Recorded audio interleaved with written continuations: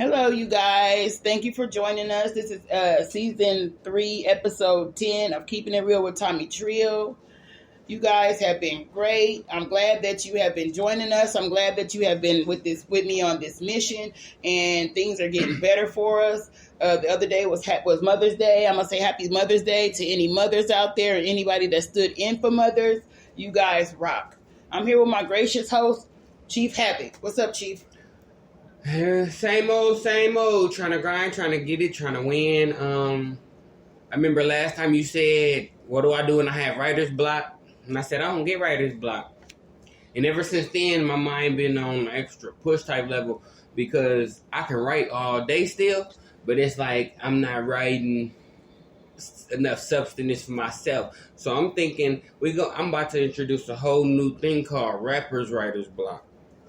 Because as a rapper, you can always get them rhymes out. But are you going to enjoy them how you need to enjoy them? Are you saying the right stuff? You know? Mm-hmm. You can always get what you need out. But as a rapper, you got, like Kendrick said one time, it's about the execution. I'm big on execution. So I'm starting a new thing called writer's block. Mm-hmm. Because I don't think nobody even thought of that from our standpoint. Because writer block is when you just stuck in the trance, but what if you still getting your stuff out, but it's not fulfilling your soul like you wanted to? I'm about to do some research on it. It's coming soon. Okay, I'm going to call it Parade. I'm going to do a song on it and everything. Rappers Writer's Block. Okay. Well, that's a wonderful thing, Chief. We're going to be looking for the Rappers Writer's Block. And you guys are going to be able to get tips and tricks on how to get over Rappers Writer's Block. Today, Chief and I are going to talk about self-love because self-love is so important in order to get through in this world. We are out looking for love in all the wrong places because we don't look inside of ourselves for love. And if you are a woman or a man or indifferent, then I would like for you to tell yourself that I want you to repeat these affirmations because I have been doing affirmations too. I am beautiful. I love myself. I am worthy. I am great. I am blessed. I am not worried about the outcome. I am what I would like to be. I am myself. I am successful. I can get over it. I will get over it. I must get over it. Okay. I'm glad you said that because it kind of brings me into a brainstorming thing I was thinking of in a couple of different fields, but to me, it's all the same. There's, like I said, there's two things in this world. The first thing in this world, people are going to try to down you about your creativity. They're going to try to make sure that you know you ain't doing it right, and they're going to want to make sure that they know that you ain't did nothing with your life and your dreams are nothing more than a fantasy because this world and this reality doesn't believe in that. That's the first thing. Mm-hmm. Now, you have your support systems and you have your people, but for the world, the most part. If I say right now today, Dr. Martin Luther King wouldn't, somebody would bust out, how dare you compare yourself to Dr. Martin Luther King? That goes into the second thing. When you die, though, all of that greatness shortly come out. All of that stuff that you did, Leonardo da Vinci, Tupac even, down to anybody that died and you found out all that great stuff they did. They never knew that people knew how great they stuff there is. Dr. Martin Luther King never got to see his dream. That's the second part. The first part is the fight. He had to go hard just to die and his dream to come true after he was not living. And it goes into like you said, loving yourself. Say somebody like, who are the big greats right now? Still from back in the day, though. Jay-Z and E40. I'm going to use those two examples. If Jay-Z drop a song right now, he'll drop something still so iconic. Same thing with E40. Still super iconic. If a new rapper drops something right now, 90% of the time it's going to be hard not to use what they already have used. what they already have done, the schemes, the writing. It takes a lot to come in and to do this. And you have to have a lot of self-love to do these things in like comedy, in podcasting, in basketball playing, and anything that you do, even going to work, even living, even breathing, because people are going to tell you can't. People are going to tell you no. People are going to laugh in your face. People are going to spit by your feet, and people are going to metaphorically pee on you. Because, and call it rain. And you got to be strong enough to grab your umbrella, put on your Glock if that's what's necessary. Okay, if they pee on you and call it rain. But remember, we said metaphorically, so this is a metaphorically umbrella. I feel you. This is a metaphorical umbrella. You see my face because I don't get to go hard on them. Me, I feel you. I get a lot of strife because instead of getting my umbrella for negativity, I have on my full hazmat suit. Okay. I'm going to be me. I have a full hazmat suit for anything that's not in my energy field. The full hazmat suit. Now, some stuff will penetrate the hazmat suit. You just got to patch up your holes, stand up, make sure your helmet on right, and face your dreams. Okay, that's true. I say that because when I'm in my songs, I'll be talking about meeting your girl and smoking this weed, but the message in the whole song, if you didn't catch it, is be the gems that be placed in where the Easter eggs is where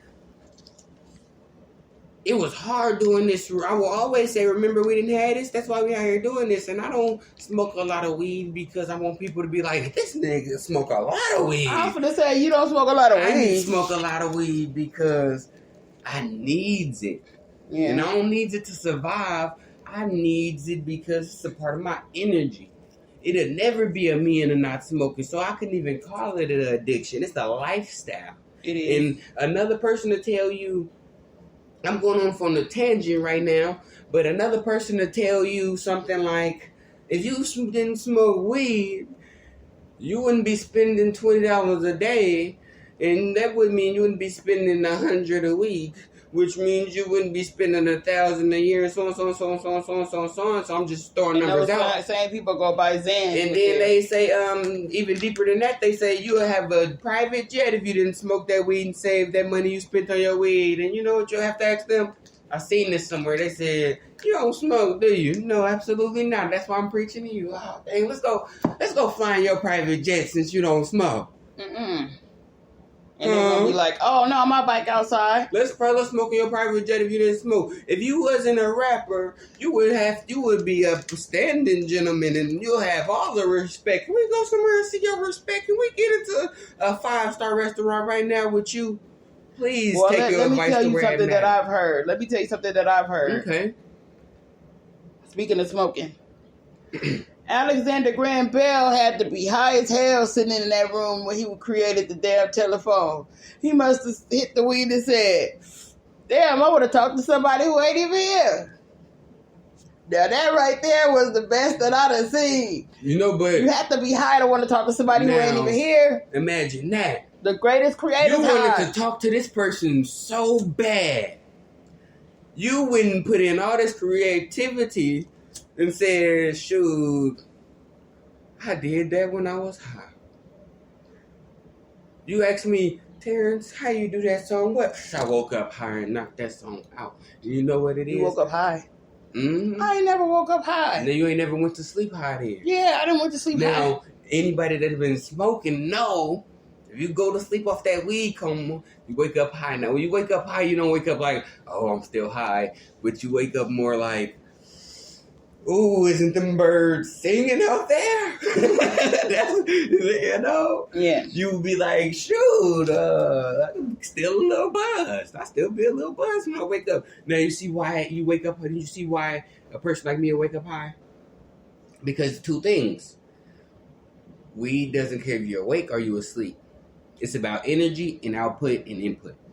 The energy and the breaths that you take in and the urinate that you take out and the time that you spend, like drinking milk, eliminate your high immediately. Got in the milk, you know, it's over no matter what happened to you. Yeah, a gallon of milk, we'll put a bear on his ass. So you feel me? what's so unique about that? While you sleep, you produce less, you use less energy, but you store it. So if you get high enough, that weed will still be in your system. See, the weed will go out of your system slowly if you smoke you a gram. But what if you a nigga like me is I gotta smoke 8 blunts when I wake up. Then I gotta smoke 8 blunts at lunch. And then you got to be around these regular ass people that be talking about, I be smoking. You be like, cool, let's get in the session. They buying, supplying, they ready. They done invited you, everything ready, everything supplied, and y'all smoke 2 blunts. And the person like me, I be like, are you kidding me? All they got is a 4-pack of little whatever they get. I don't know what y'all get. Some people get backwoods. Some people get the Dutchies. Some people get whatever they get. Sweet. But yeah, they smoke 2 blunts, and the person like me, that's real. That's like an insult. Okay, I got. So we talk about self-care. You gotta care for yourself. You gotta care for your weed. You gotta care for yourself. And one of the things that I do for self-care and to wake up on a natural high is that I do positive affirmations. I go to sleep to positive affirmations. There's things on YouTube that go for 8 hours. You get 8 hours of sleep. They're subconsciously transforming your negative thoughts into positive thoughts. They're giving you affirmations. They're telling you that the I am. Time out. They have it for 8 hours. You get a full 8 hours of sleep. You listening to this your whole 8 hour cycle. And then they want to let you know that the I am, when you say I am happy, you know, God's name is I am. His name is I am. So when you say I am, you calling on God. I am is the Most High's name. I am everything. So that's why I say I am. When you say I am hungry, I am broke, that those things really come into your existence. So you got to say, I am happy, I am rich, I am successful, because you're calling on God, and God gonna bring those things to you. That's self-care. You have to go to sleep listening to things that are going to subconsciously program your mind for the things that you would like to have in your existence. You have to go to sleep listening to things that are going to subconsciously put your mind at ease. You have to listen to frequencies that are going to put you where you need to be. Different frequencies unlock different things. Right now, I'm on a mission to level myself, level my vibrations. I want to level my vibrations. So, at first, I wasn't genuinely doing a fast from people.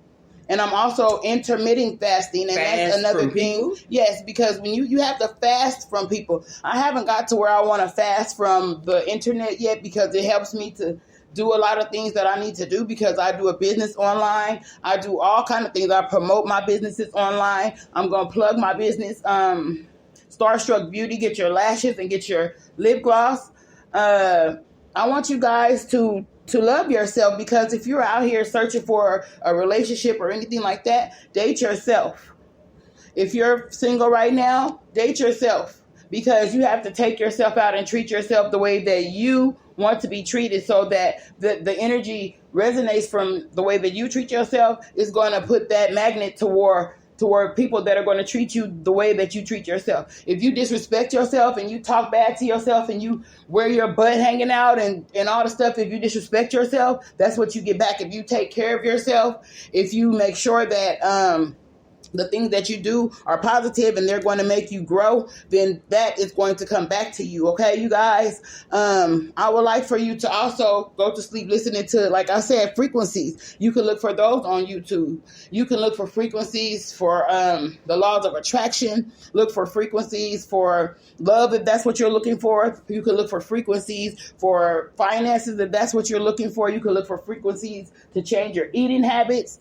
Love yourself, everyone, okay? For those that are joining us here on Spreaker, we're going to go ahead and say thank you for joining us. If you would like to hear the remainder of this podcast, you will need to go to Anchor FM on Tomii Trill Radio.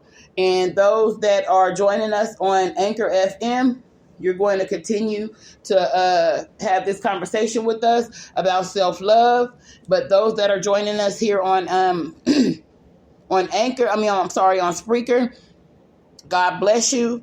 We love you. Love yourself. Do not look for validation from anyone else, because you have to validate yourself. You have to love yourself. You have to hug yourself. You have to tell yourself that you are enough.